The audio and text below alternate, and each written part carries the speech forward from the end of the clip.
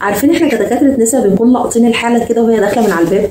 عارفين الحاله اللي بتبقى جايه علشان تبين لحماتها ان هي تعبانه فخف عليا شويه، او تبين لجوزها قد ايه انا تعبانه ففسحني وخرجني ودلعني. طيب الحاله بقى اللي بتكون جايه وفيها حاجه نفسيه بنلقطها برضه.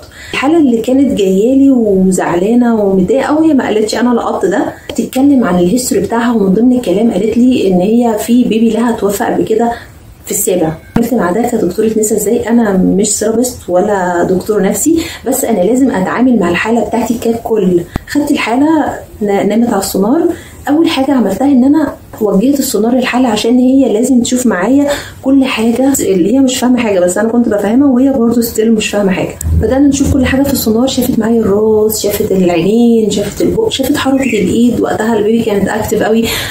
شفنا النبض، شفنا البطن، شفنا المثانه، شفنا الكلى، شفنا الرجلين، كل حاجه شفناها في الحاله.